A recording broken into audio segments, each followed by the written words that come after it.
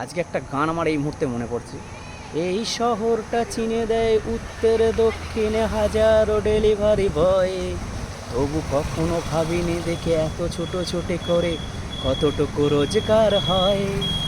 Vote আসে vote যায় সরকার ক্ষীর খায়, ওঠে শুধু সিবিআই ঢেউ। ন্যায্য মাইনেটুকু ওদেরও প্রাপ্য দাবি, এই কথা বলে না তো কেউ। এই যে ন্যায্য মাইনে, এইটা নিয়ে আমি দু কথা বলার জন্যই আরও গানটাকে করলাম।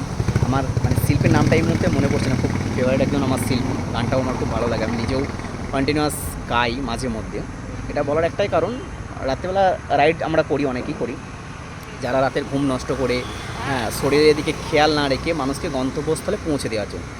এবার আমাদের কিছু কাস্টমার বা কিছু মানুষজন মনে করে যে রাত্রেবেলা তারা নিয়ে যাচ্ছে মানে তাদের ঘরে যে ভাড়াটা আমরা দেখাচ্ছি বা যেটা পাচ্ছি সেইটুকুনি থাকবে, এর বেশি আমরা দেবো না বা দেবো কেন। এবার আপনাদের বক্তব্য থাকতে পারে যে দেবো কেন।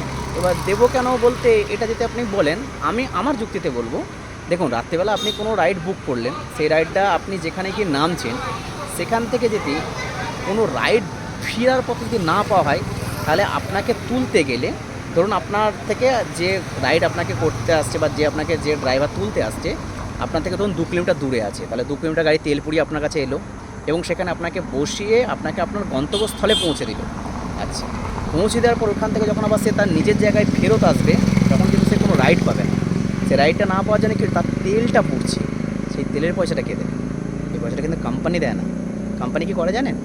কোম্পানি আপনি যে রাইডটা করছেন সেই রাইডে ধরুন আপনি যে গেলেন, এই যে 35 টাকা পেলেন, 35 টাকা একটা দেখালো যে ভাড়া দিচ্ছেন আপনি, এই 35 টাকার মধ্যে কোম্পানি কেটে নেবে 8 থেকে 12 টাকা, এর মধ্যে থেকে কিছু একটা কাটবে। 8 টাকা কাটতে পারে, 9 টাকাও কাটতে পারে, 10 টাকাও কাটতে পারে, 11 টাকা 12 টাকা কিছু একটা কাটবে।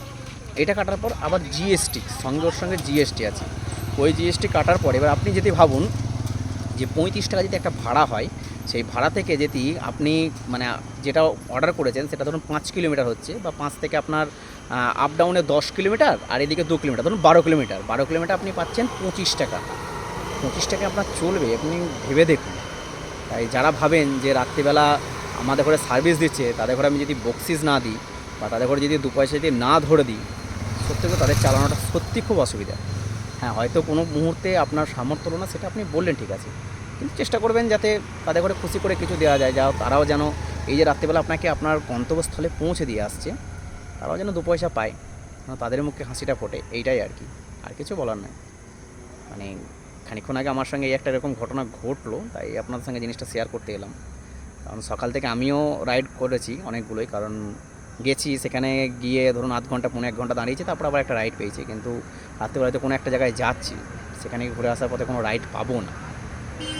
মানে আমি জানি রাইডটা পাবো না, কিন্তু এই যে যাবো, আসার পথে যে জায়গার যে বা তেলটা পড়বে সেটা কিন্তু আমাকে নিজেরই প্রভাব হবে। গাড়ি আমার, তেল আমার, লাইসেন্স আমার, সব কিছু আমার, কিন্তু কোম্পানি মেনটেন করতে হয়। কোম্পানি কিছু না করেও কিন্তু টাকাটা নিই। কাস্টমারের বক্তব্য যে তাহলে কোম্পানিকে বলুন। এবার আমাদের কথা কোম্পানি থোড়ি শুনবে, কোম্পানি বলে আপনাকে কাজ করতে হবে না, আমরা কাস্টমারকে বলিই নি, বা কাস্টমারকে আমরা বলিয়ে দিচ্ছি যে দাদা দেখুন আমি আপনার হয়ে এতটা যাচ্ছি বা করছি, আপনি যদি খুশি হয়ে কিছু দেন আমরা সেটাই রাজি। তো যাই হোক, অনেকের বক্তব্য থাকে কেন দেবো, এবার আপনাদের বিচার্য বিষয়, যা ভালো বুঝবেন যা মনে করবেন। আমার বলা কর্তব্য বললাম, আর আপনাদের যেরকম যা মনে হয় সেটা শেয়ার করতেই পারেন।